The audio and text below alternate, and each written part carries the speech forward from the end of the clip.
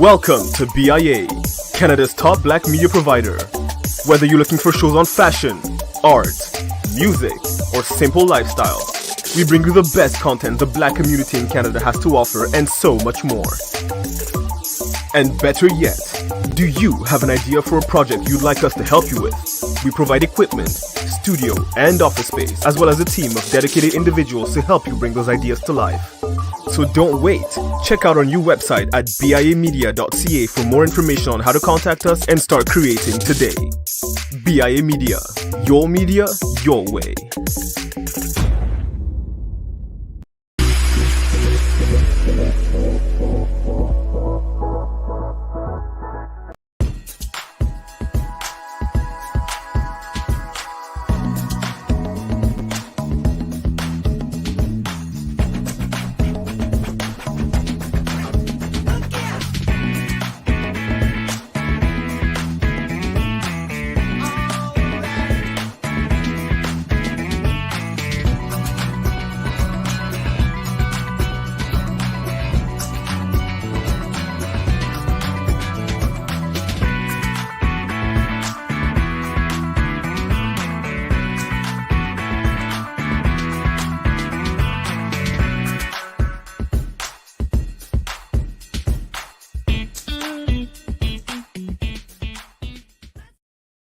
What is up, everybody? Dr. Vibe here, host and producer of the award-winning Dr. Vibe Show, the home of Epic Conversations. And I'm the host of Epic Conversations, 2020 Best Podcast News Award winner and 2018 Innovation Award winner given out by the Canadian Ethnic Media Association. Also, I host the only online conversation in the world for dads and fathers that is sponsored by Dove Men Care. It's also co-sponsored by Dad Central, Canada's national fatherhood organization. And as part of that team last year, reached out to over 100,000 fathers around the world. And I'm very excited and very blessed to have that opportunity. As always, I'd like to say you're blessed, highly favored, a magnet for miracles, and a solution for someone's problem. And we are broadcasting live today on April 3rd and on all Sunday afternoons. I'd say most, I used to say most, but all Sunday afternoons now, we do this thing called Black Canada Talking. It's a live online event that provides Black Canadians the opportunity to give their takes and POVs on stories that are of importance to them. And also we showcase Black Canadians, and we like to showcase new friends. And this is another new friend we have coming today. Kelvin Nyausi Mawazo is an author, illustrator, and owner of a publishing company called Black Sun Comics. They create Afrofuturists, and you'll find out what that means if you don't today, comics and graphic novels. Their books mix science, technology, magic, and monsters with the timeless sophistication of black and white fine art. So this is what they do. He was born and raised in Toronto. He uses skills he's acquired as a photographer, front-end web developer, and college instructor to digitally illustrate his books and teach others how to do the same through his YouTube channel. He admits this. He says he's a self-proclaimed nerd, lover of science fiction, lo-fi instrumental hip-hop, post-apocalyptic movies, and retro gaming. So let's welcome a self-proclaimed nerd to our conversation today. Kelvin, how you doing? I'm good. Hello, everyone. I'm happy to be here. Happy to have you here also. How's the day going today? The day's going well. Good. And you gotta love the sweatshirt he's wearing. Like, I'm telling you, it is on point. There you go. Hi, Captain. How you doing? That's fantastic. Well, I've been wanting to have you on for a long time. I saw all these other media properties got a hold of you. And I said, well, let's get a Black Canadian media property to get a hold of you. So very happy to take the time out of your positive, productive schedule for us today. Thank you. I'm happy to be here. Good stuff. Well, as we will always do with new friends, we want to find the backstory. So give us young Kelvin, all those days, and tell us a little bit about the story we don't know as much about as we do today. Sure. I guess I can start at the beginning. So, yeah. I was born and raised in Toronto. My parents immigrated here from a very small island in the Caribbean called Anguilla. I don't know. Have you heard of it? Yes, I have. Okay, good. Most people haven't. Well, I gotta know things, because the more I know, the more I need to know. This is true. Anguilla has the best beaches on the planet. And I'm not just saying that because my family's from there. It's the truth. I'm glad we don't have any other Caribbeans on this, because there'd be beef with that, right there. Hey, bring the beef. Bring the beef. All right. Well, sorry to interrupt. Go on, sir. So they immigrated here from Anguilla in the late '60s, and then had me in the early '70s. So that's going to date me a bit. Yeah, I born in Toronto, grew up in Thornhill, and then moved out east to eventually Pickering, which is where I'm at now. And since I was very young, I've always had an interest in science fiction. I would say my mother is to blame for that, although she didn't realize what she was creating at the time. But we would go to, I remember trips where we'd go to the library. She'd take me and my brother to the library when we were very young. And, when the library is getting rid of their old books, right, they would sell them off really cheap. So, my mom would get a whole bunch of those. And I remember there's a book about traveling to the moon. And at the time, people had already been to the moon, but the book was written before that had happened. So I remember just reading that book and I was just fascinated about, people flying to the moon and establishing colonies on the moon and all that kind of stuff. So it started there. And I think I was 4 or 5 years old when I read that book, and that just stuck with me. And I've always had an interest in science fiction from then. Yeah. So let's talk some backstory already there. We need some hopefully further explanation with. First of all, where did your mother have any interest in science fiction? No, actually none whatsoever. Which is funny because how did that? That's interesting. It's weird. Now she was a voracious reader, right? So she read all the time, which is how she got us into books. But she didn't have an interest in science fiction at all. In fact, she hated it. So I remember once I was watching something. I was older at this point. I was maybe Aliens, something like that.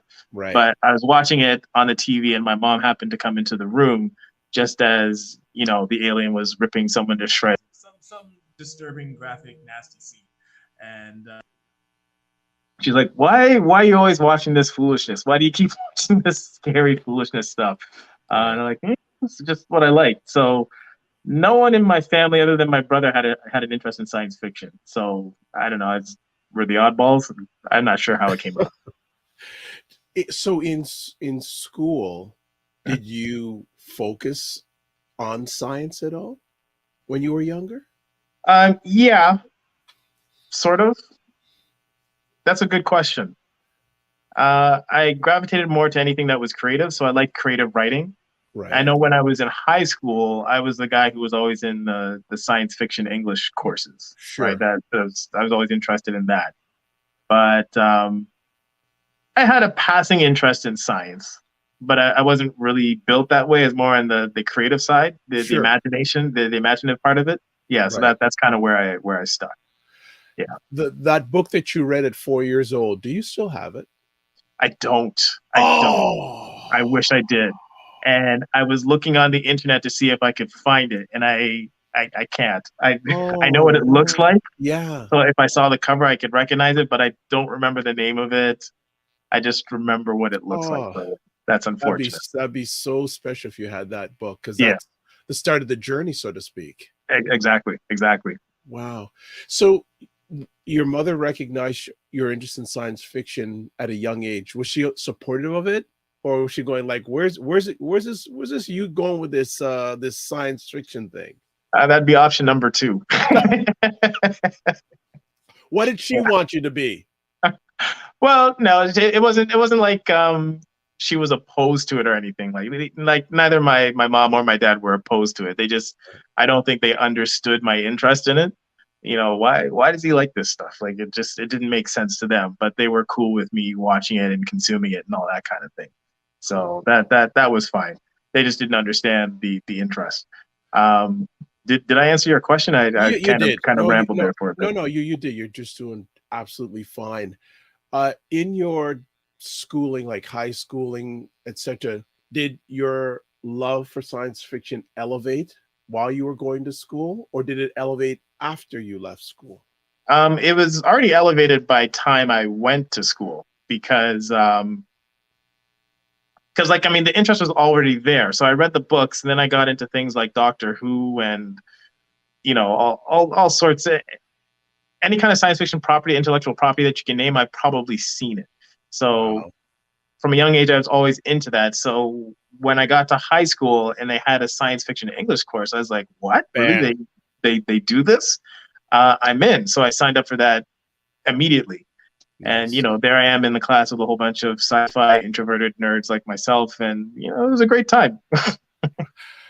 I would, if you have any memories of that class, were there any other Black individuals in that class? No, I was the only one. I was the only one. Yeah. And that leads into why I do what I do, because although I had a grand love of science fiction and fantasy, the Black representation in it was not up to par. It's not what it should have been. And actually, to this day, it still isn't. There's still a ways to go. But you sounded like you're going to ask. Yeah. Something. So did you recognize that fact even at a young age? Oh yeah, absolutely. Even that book that I spoke about, the Going to the Moon, that book, whatever it's called, exactly. All the characters in it were white, right? Like every single one. So even as a kid, I don't think I would have been able to verbalize it at the time, but in my mind, I'm like, how come there are no Black folks in this book? Like, it doesn't, like, what, we just don't exist. So that was always something that I'd recognized, even though I love the genre so much. Okay. When did you start creating content for comics? That's a great question. So when did I start, like, professionally doing it, or just the start of the creating content for comics? Because where you are now, there had to be a starting point, and yes. Obviously, so I'm very interested. I'm sure our audience there is. Where did the creating content for comics and the thought process come to start doing comics? For as long as I can remember. I can't remember a time in my life when I wasn't drawing comics. I know my brother and I would always be drawing stuff. And, you know, I'd make a little 8-page comic and he would read it, and then he'd make an 8-page comic and then I would read it, and we just kind of do that. My starting point, no one will ever see. But you have it though, right? But well, yeah, I have. Okay, it's funny. I was speaking with my brother the other day, and he goes, "Do you still have those comics that we made?" I'm like, "Yeah, there's some here in the basement." So we're looking at them again. So that was how much do we need to pay you to get access to that? No one's seen those. No. So you like that as people saying there's very few pictures of me with hair. So if people that's our lock and key content. There we go. Right? There we go. Some things need to be secret. You know, some things need to stay a mystery, and you know, it's all good. So I've been making comics for as long as I can remember. Wow.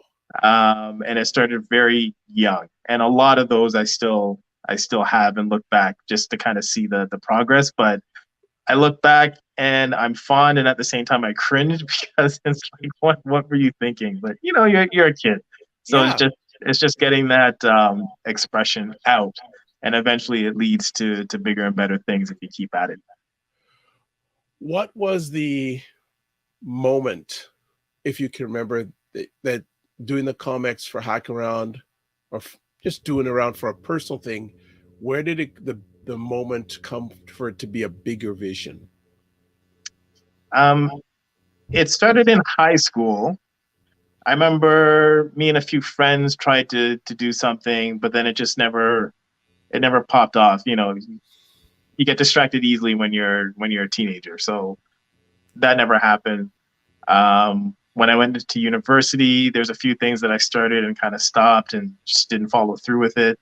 And I guess it wasn't really until about after my son was born in 2013. Maybe he was around 3 years old. Yeah. Sure. That I said, you know, I've had these ideas kicking around in my head from since I was a kid, and I'm not getting any younger. Let me just do something, because part of it is the fear of putting yourself out, right? Like, you know, these are ideas that you hold, you know, they're close and dear to you. And there's that fear that if you put it out, people are going to make fun of it and reject it, and you know, you're going to feel bad. But I'd reached a point in my life where I was like, I don't care anymore.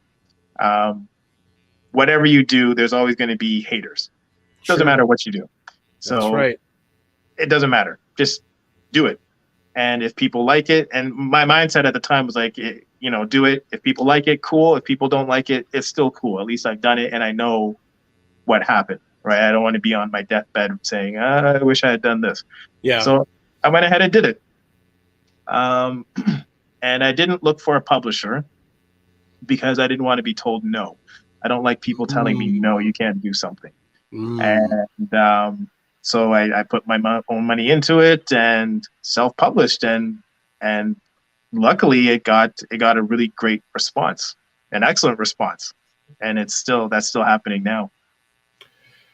Excellent. I always like to celebrate success, and I always like to ask, what was the process? So from the time that you said, I'm going to put Black Sun Comics out there till it became a reality, what was the time period? And if you can, I want to actually have you break down the steps that you had to take to get it out, because a lot of people don't realize how important process is. Yeah, that's a really good point. The process took a long time for me to kind of nail down, because even though I was a fan of comics and I was drawing comics the whole time, my drawing style is more cartoonish, more like something that you would find in a humor strip, like a comic strip, something like that. And the story that I wanted to tell was a serious story. So I knew that my art style drawing wouldn't match the type of story that I wanted to tell. I couldn't draw the way that I was picturing the images in my head, and I couldn't draw that. So I started looking for alternative ways to do illustrations, which is where I got into the 3D aspect. So at first I started drawing it, and I was like, I'm not happy with this. I don't like the way it looks, so I scrapped that. And then I remember I had read a book a long time ago about, this is the time when web comics were really popular, probably like the early 2000s, early to mid 2000s. And there was a book on web comic artists and their processes. And there's this one artist in there that used this software called Poser, which you know, you load 3D models, you create 3D characters and you pose them, and you know, you create your frames, your comic panels that way. So I was like, oh, let me check that out. Right. And I did a search online and I found Poser, and another software came up called Daz Studio. And Poser was, I think, $300 some odd at the time, and Daz Studio was free. So I said, let me use Daz Studio, because I wasn't really sure what I wanted. Part of the reason why I went this route as well is because I didn't want to hire an artist, because I wasn't really sure what I wanted. And I know if I was working with an artist, they'd get frustrated with me very quickly, because I'd always be changing my mind. So I said, let me see what I can do myself. So I found Daz Studio, which is a 3D character creation and scene creation software. And that just clicked. It instantly clicked. And I got really into that and started using that to basically model 3D characters and then render 2D images from that. And then I was already adept at Photoshop because I had a background in photography, so like retouching photos and all that kind of thing. So I take those 2D images that I got from the 3D software, bring it into Photoshop, do a lot of digital painting and photo compositing in order to get the pictures that you see. I know I said a lot. but it's important. People have to realize that there are small steps along the way that you have to get wins with to get the big win. Yeah.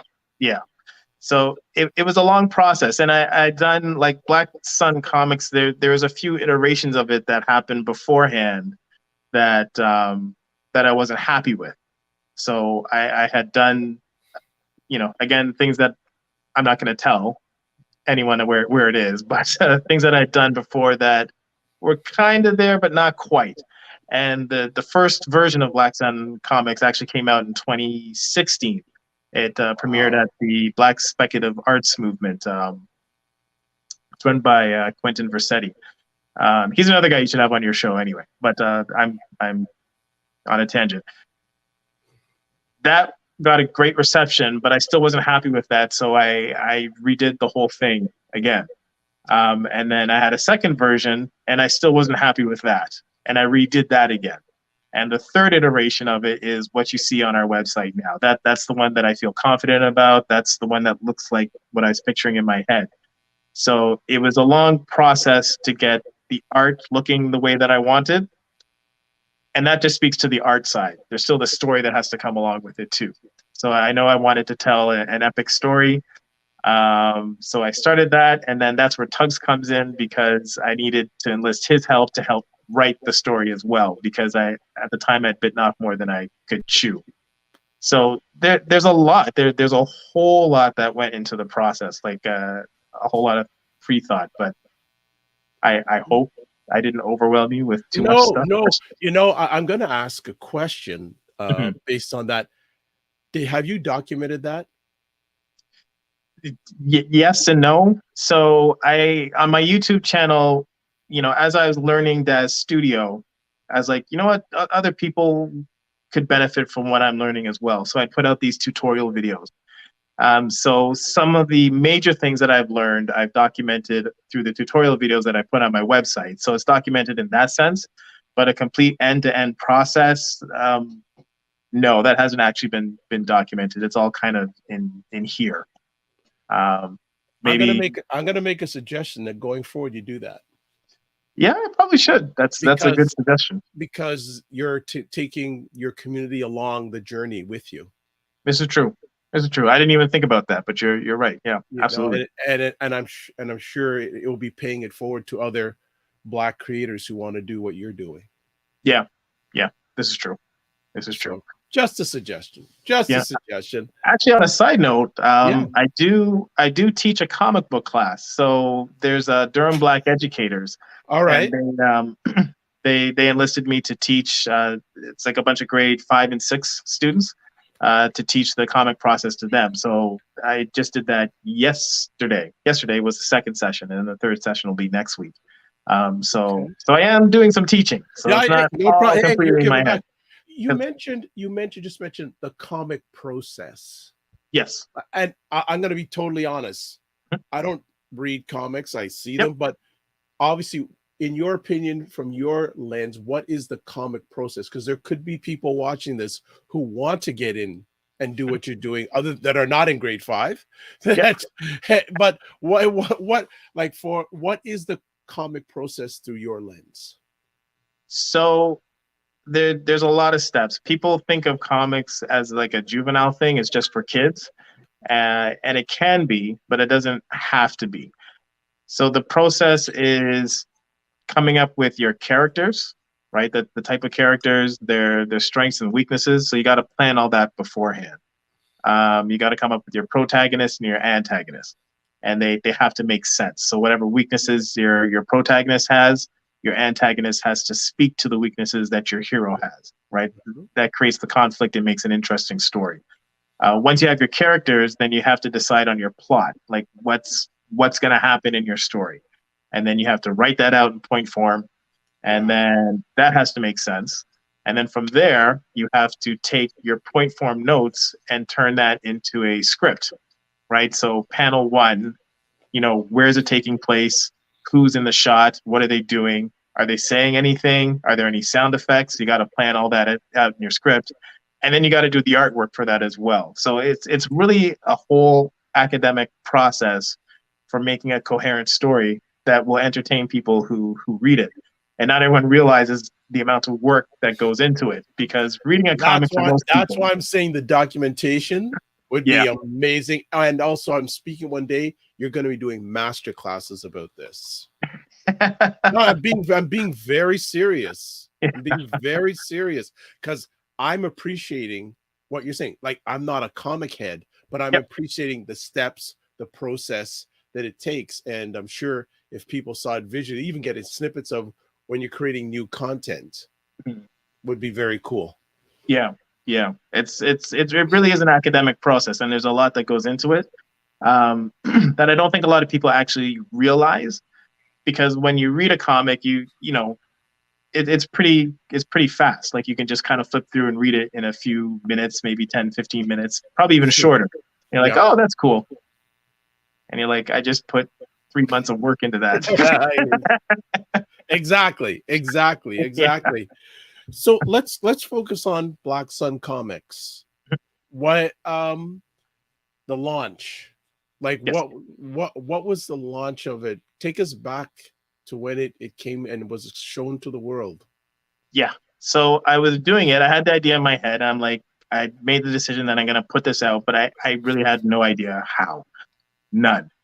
And I had my website up and I was kind of promoting it a little bit. And it was funny. Quentin Versetti from Black Speculative Arts Movement had contacted me and said, you know, your work looks really cool. We have this festival coming up in, I think it was October 2016. Would you like to come in and present, not present, like exhibit your work at the festival? And I was like, yeah, like, yes. Like, Of course. yeah, I'm there. It was, you know, that seemed like the audience that would really gravitate towards what I was doing. So I printed up a small run. I think it was about 50 or 60 books, and I was very nervous. I was very nervous because I had no idea how people would react, none whatsoever.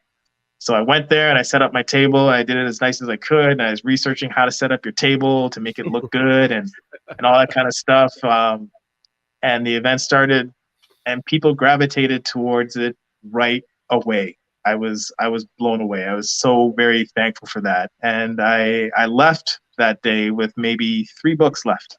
Like they sold, all of them sold. And I was like, yes, like thank you. Nice. I'm not saying that to brag, but No, basically not at all. No, it's not braggadocious at all. You said thank you because you took a leap of faith. That's exactly what it was. I took a leap of faith, and I had no idea. And like I said, I was very nervous. Like I was sweating. Like people couldn't see that, but my heart was racing on the inside. And it was really validation for what I was doing, because I had told a few people beforehand about what I was going to do. And then, you know, you always get the haters. Of course. No one's going to read a comic book with all black folks. That's a stupid idea. You're not drawing it. You know, you're not a real comic book artist. You know, how dare you? You know, it's blasphemy to use 3D models. And, you know, I'd hear that kind of stuff. That's cheating. And I don't think so. I think people are going to like this, but I didn't know. But that event kind of validated the idea and said, okay, people are interested. Let me see how much further I can take this. Nice. So you had the success at that show. What was your next step? The next step was I looked at the book again and I hated it. This is an issue that I'm still dealing with. I tend to be a perfectionist when it comes to my work. So I'm very critical of what I put out. So I looked at the book and said, this is good, but I can do better. So I ended up redesigning the characters and redoing it. And I spoke to that earlier. And I started doing other like Black focused pop-up shops, that kind of thing, and still received good reception. And it just kind of steadily kept on growing. And another pop-up shop was Black-owned Unity. They held a really good event where they gathered a bunch of Black-owned businesses in one spot and created like I guess like an impromptu mall. So people go there and shop, and we did really good at those events as well. And yeah, just step by step it grew. We would just do bigger and bigger shows. And then we did Toronto Comic Arts Festival. And that was my first show where it wasn't Black focused. It was a mainstream event, so anyone could go. And again, I was nervous for that. How are people going to react to this? But the response again was amazing. People really gravitated to it. They liked the artwork. They liked the story. And yeah. Part of, just on a little side note, usually when people come to the booth and purchase, I like to take their picture as my way of saying thanks, and also to show that people are interested in the type of thing that we do, right? It's not just a pipe dream. but people are actually willing to spend their hard-earned money on what it is that we do, and we're forever thankful for that. Yeah. Nice, nice. You've attended some. Actually, let's do it right now. Yep. Afrofuturism. Yes. Tell our audience what it is and why do you base your content on Afrofuturism? Yes, excellent question. So if you go to Wikipedia and look up Afrofuturism, you're going to find a definition that's maybe about 5 or 6 paragraphs long. And it's written by academics, and academics, God bless them, but they speak like academics. So if you're a layperson reading that, what is this? I don't know what any of this means. What I like to say is that if you take the genres of science fiction or sci-fi and fantasy and create those genres from a Black perspective, that's what Afrofuturism is in a nutshell. So it's like Black science fiction or Black speculative fiction, as sometimes people like to say. So it's science fiction and fantasy from a Black perspective. So in Afrofuturism, the protagonist is always going to be a person of African descent, aka a Black person, right? A melanated person. And it's always going to incorporate aspects of Black history and politics into the narrative, and use that as a base for telling stories about mystical worlds or future worlds, or whatever the imagination can come up with. So yeah, science fiction and fantasy from a Black perspective, that's equals Afrofuturism. Thank you for a great definition. Appreciate that. Thank you. Just going back to the events that you attend as an exhibitor. Yep. What percentage content or what percentage of your audience that comes to your table look like us versus don't look like us? That's a good question. That's a really good question. I don't know. It's okay. It depends on the event. So when I'm doing a Black-owned Unity event, Sure. the majority of the people there are Black folks. So Sure. that's all I see. And you get the odd person who's non-Black, who will come up and support, and that's fine too. But at Toronto Comic Arts Festival, for instance, Yeah, that's a majority white audience, right? And they still support, right? So congratulations. it's good. It doesn't really matter for what we do. I knew that Black folks would gravitate to it because they could see themselves represented in a way that you don't usually see. But non-Black folks gravitate to it as well, and I think that's partially because the narrative it's an alternative to what you see in mainstream, right? And that's what people like, and that's what people seek us out for specifically. Right. Okay. That's good. You have a new series. I was taking a look at it called Black Sun, The Longest Night. Yes. What is that all about? I was looking at the covers and going, this looks real, man. This is on fire. Yeah. So Black Sun, The Longest Night is it's about, okay, I'm gonna go full nerd on you here, so stay with me for a moment. Let me drink my water. Sense. Okay, I'm gonna drink my water, get my energy. Okay, hold on. Okay, fire one. So the story takes place in an alternate universe on a planet that is peaceful until one day these strange alien zombie-like creatures appear out of nowhere and immediately start destroying everything in their path. Right. No one knows who or what they are. No one knows where they come from. No one knows why they're doing what they're doing, but most importantly, no one knows how to stop them. Right. So the story follows a group of unlikely heroes who kind of have to learn to work together, figure things out, and hopefully save the day. And as you read each book, it's one story, but it's into different chapters. Each book is another chapter. You get to find out more about the society where they live, why the attack might be happening, who might be behind it, right? There's betrayal, intrigue, a bit of mystery, and a little bit of sci-fi horror in there as well. So it follows the main character, whose name is Yarrow. He's young. He's very powerful. The characters in Black Sun have supernatural abilities. He's very powerful, but he's also very immature. So he doesn't always make the best decisions. So it follows his growth as this invasion is happening, and he has to kind of learn how to step up to the plate and put his ego aside and do what he has to do in order to protect his homeworld. So that's the overarching story. Where did the idea, or where did the influence come to create that content?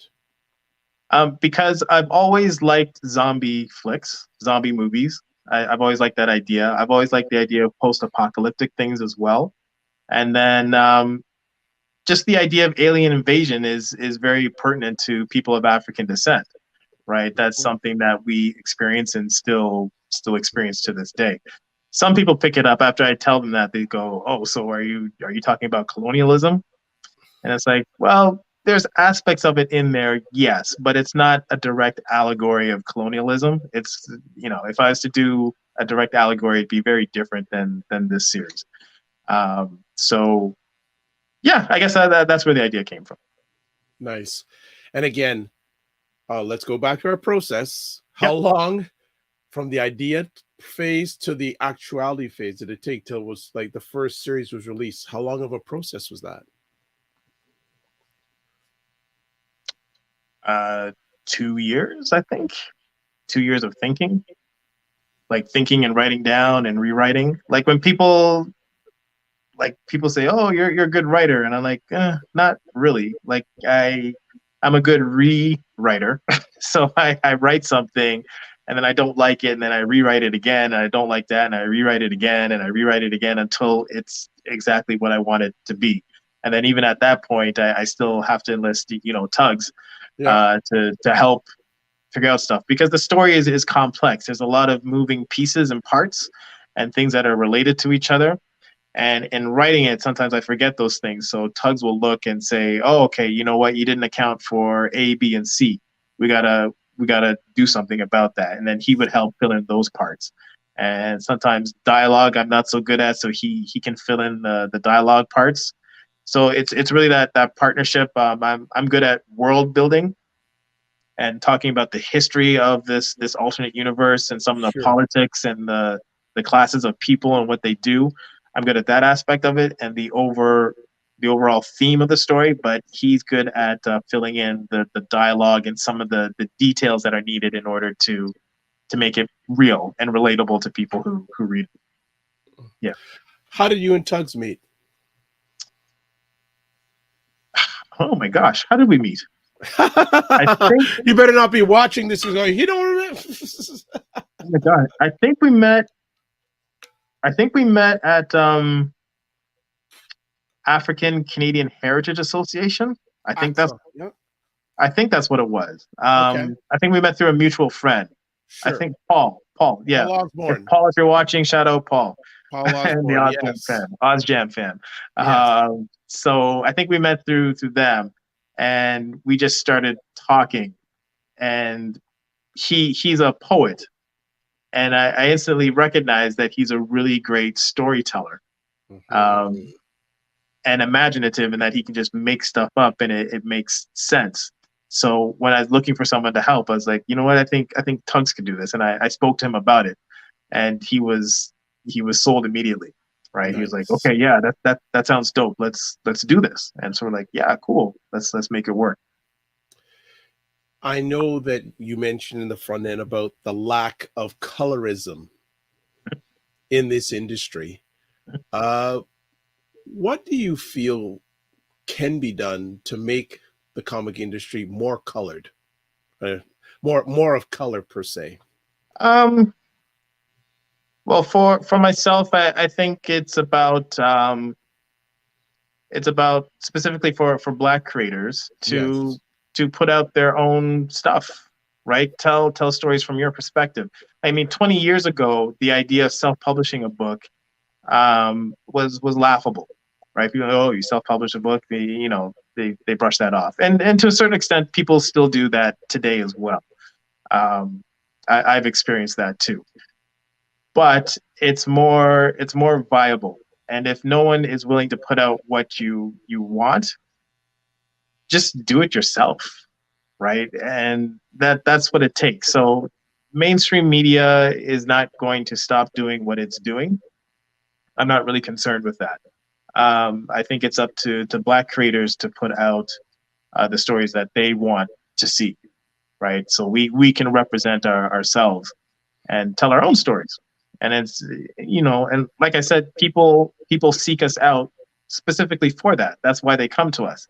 I've had people of all races come to the booth and say, I have never seen anything like this before. Let me support, right? Nice. How have the events of the last 2.5, 3 years impacted you as a comic book content creator? It's been hard. It's been difficult, very, very difficult, because we sell mainly at comic book shows and pop-up shops. We sold a bit online, but I wasn't really too focused on that. People really like meeting us in person and having the experience of, talking to us and asking us questions and seeing the books and the pictures and all that kind of stuff. So when the show shut down, that took a big chunk out of everything. So, I had to kind of pivot towards online sales and learn about online marketing and advertising and that kind of stuff. So it's a challenge. It's a challenge learning that new skill set. So that's one phase I wanted to share about, but also, we've had a number of events over the last few years that, the George Floyds, et cetera. Yep. Has that had any impact on your content creation when you're doing your comics? To be honest, if it did, it's not something that anyone made aware to me personally. Right. I'm sure it did. There's been more of a focus since the George Floyd murder. There's been more of a focus on, what can we do to help Black folks out specifically. So maybe some of that has played into it. I don't know. People were supporting us before George Floyd, and to be honest, stuff like that has been happening way before George Floyd. Exactly. So George Floyd was the one that just happened to blow up and become a worldwide phenomenon, but it's always been going on, unfortunately. So yeah, I don't know if there was an effect. It wasn't made aware to me. Like, no one said, I'm buying this because I want to support George Floyd. You know what I mean? Yeah. Yeah. And piggybacking, a related question is, during your journey, how has the industry changed, if any? So that's a good question. I haven't really been focusing on it. And it sounds weird coming from someone who creates comics. I've been so into doing what it is that we do that I don't really pay attention. I don't really pay attention to that stuff so much. So I know like in Marvel Comics, what they do is what's the term that they use? I forget the term, but if you're familiar with Nick Fury of S.H.I.E.L.D., in the comics, he was originally a white character. And then when they made the movies with the Avengers, Samuel L. Jackson became Nick Fury. Mm-hmm. And Samuel L. Jackson's a Black man, right? So there's some uproar about, Marvel's just trying to pander to a Black audience. They just keep taking these characters who were originally white and making them Black. And, Iron Man was a guy. Now she's a Black girl. And it's, all this stuff. So I'm aware of those things, but I don't really follow what they're doing because, they're going to do what they're going to do. And that's fine. I don't, I'm not hating. I'm able to do what we do here. And that's what people like. Yeah. Can you share one or two key moments along the journey that have been significant? And may not necessarily be business-wise, but just a significant moment that's like one or two that really said, yeah. Oh, actually, yeah. That's an easy question. I thought it was a hard question. It's an easy question. Okay. So the first one I already spoke to was at the Black Speculative Arts Movement. Partnering with them has been cool. They came out with a book that featured a bunch of Black Canadian Afrofuturist artists. My work was featured in that. And then CTV News, like we were recently featured on CTV News. And that was really cool because we got a whole bunch of messages from people across the country saying, "Oh, I saw you on CTV News, and this is so cool. I love what you're doing. Keep doing what you're doing." So those were two pivotal moments, you know, because I didn't expect that. I didn't expect that at all. How did CTV News find out about you? You know, I didn't ask. I should have. That's okay. You're so humble. It's wonderful. I honestly should have asked, but I think he said he found me on Instagram. I think that's what he said. But he hit me up, and I thought it was a joke at first, right? Because I tend to get a lot of spam. Yeah. A lot of spam and a lot of troll comments and that sort of thing. So he said he was from CTV News and he wants to interview me. I'm like, yeah, well, whatever. And then he contacted me again on another platform and again on another platform. Okay. Like, is this someone trolling me like this hard? You're trolling me this hard? And then I looked and did some research. Like, oh, okay, this is legit. Let me get back. You're funny. I love it. I love it. That's so I got back and they came to the house and did the interview, and it turned out great. They did a really good piece. Yeah, they did. Yeah, so those are two pretty cool moments. Here's a comment here. Dolores saying, "Great job, Black Warriors, Survivalist, Black Canada TV show, news, cultural show, live stream, real talk, real life." So obviously, another person who loves what you're doing. Thank you so much. They love what Thank you, Dolores. Doing. Shout out Dolores. Yes. What would you like to see? And I know you're very focused on the Black Sun comics. So what would you like to see with Black Canadians, Blacks in general, when it advancing in this industry? Because it's a huge industry. Yes, it is. So we actually have we're going to be working on an anthology coming out. Like it's in the planning phases. Sure. With some other comic artists that I've met through doing shows and, you know, just online, that sort of thing. Sure. And what we're looking at doing is an anthology that looks at what life for Black Canadians will look like in 250 years. Right? Wow. So that'd be a really good academic exercise to kind of project that far in the future and think about where do we want to be and what do we want life to look like for us as Black Canadians, right? We need to have an offline conversation with that, because I know that there may be some documentary or film, Black Canadian film producers that would maybe be interested in a project such as that. Yeah, I think that would be cool, because I don't think people always project that far into the future. Right. Especially if you have a lot of struggles in your life. If you're struggling day to day, you know, you don't have time to think about that kind of stuff. It's like, where's my next meal coming from? Some people live like that. But we also need to take the time to project into the future and see the type of life that we want to be living as Black Canadians, right? What's that really going to look like? Because once you imagine it, you can take steps today to make that future a reality, right? Nice. Very, very, that's very interesting. 250. It'd be a very interesting question to even just ask people on the street. Exactly. You know, it'll catch people off guard. They're like, oh, I didn't think about that. But now they got to sit and think about it, right? Yeah. Got a comment here from Jason Das. "Keep up the great work, Kelvin. Your work inspires me as a fellow creative." Jason, what's up? I know Jason from way back in the day. What? East 905 days, yes. Okay. This is good. What's the future vision for Black Sun Comics? You said anthology. Anything else that is a future vision at the time? We would like to get like an animation, some sort of movie going, whether that be a TV show or a full-fledged movie. I don't know just yet, but something like that.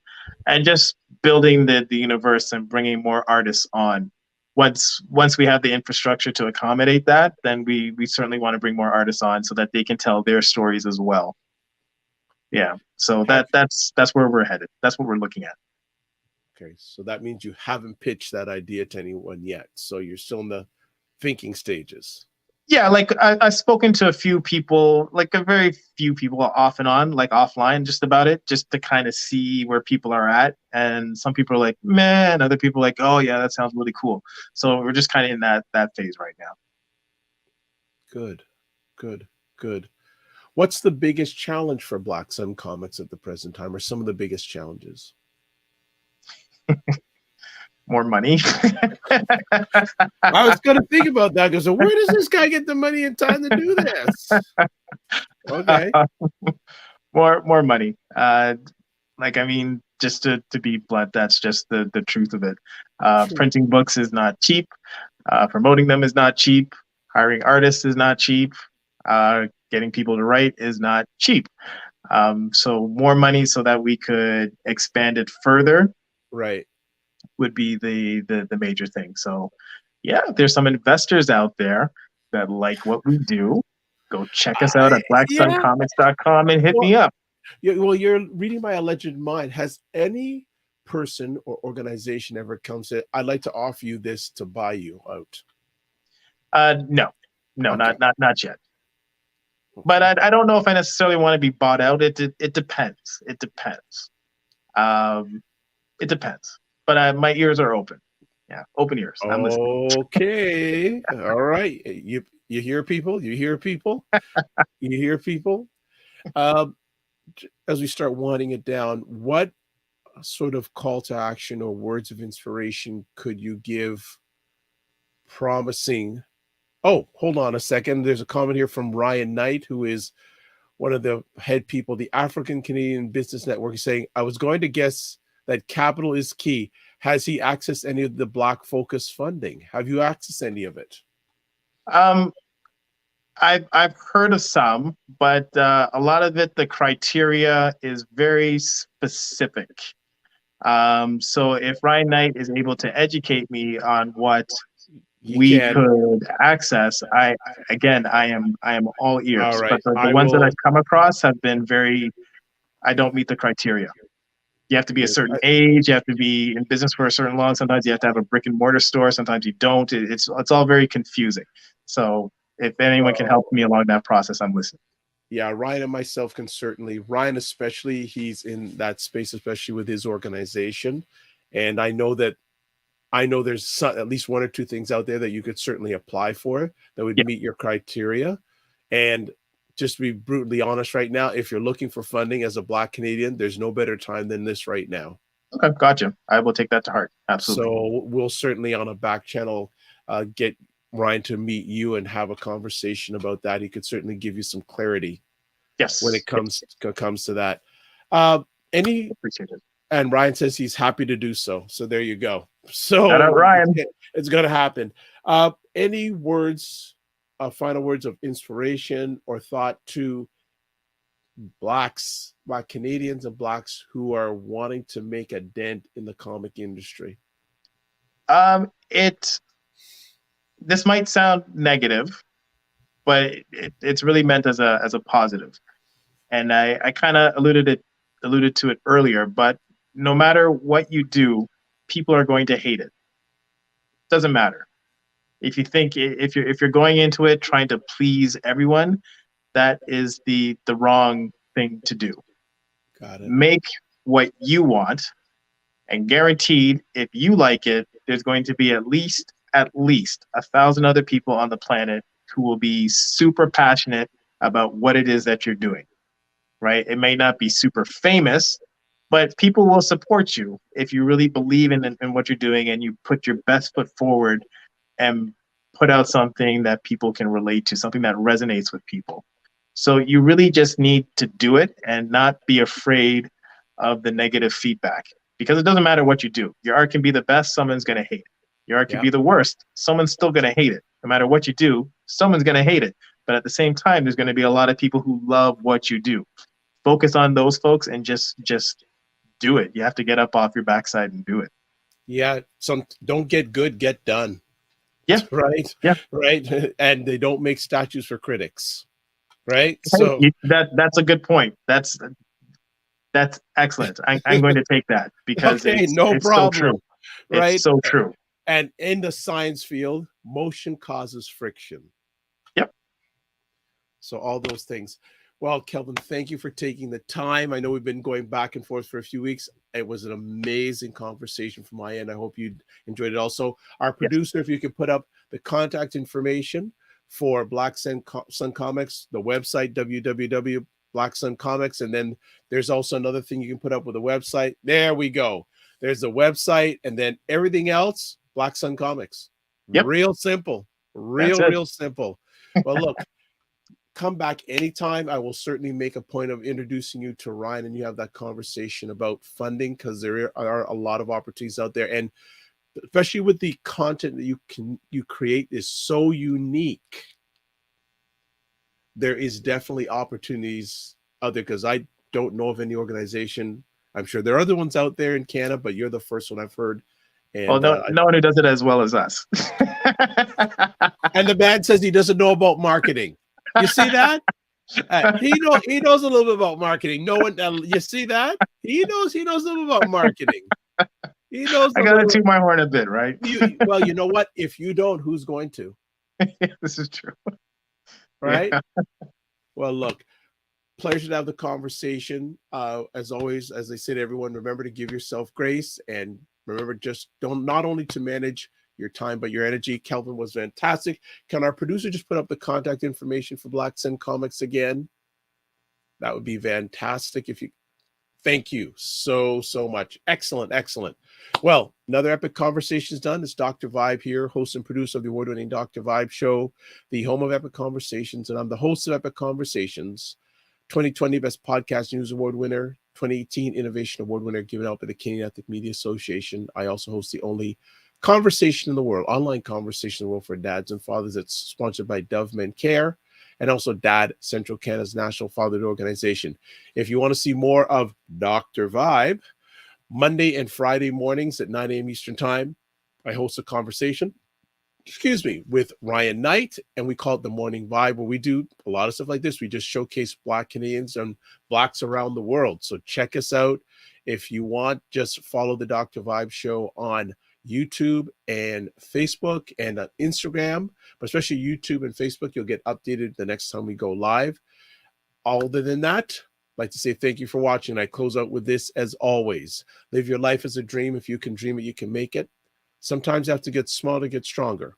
Block assumptions, then aim bigger, aim better, aim higher, aim wider. Love, faith, and respect. Remember to give yourselves grace. Also, thank you to BIA Media for a great production job. And finally, remember, don't just manage your time, manage your energy. We'll see you next week on Black Canada Talking. We'll have our roundtable, because we do it bi-weekly, with scheduled guests Elle Jones, Sarah Yango, Cesar Nodima Musa, and Roger Dundas, co-founder and publisher of BuyBlacks.com, Canada's #1 Black Canadian online magazine. God bless, peace well, keep the faith, and walk good. Ottawa's Black Business Alliance, a place where you can learn to be your own person and build the future you want for yourself.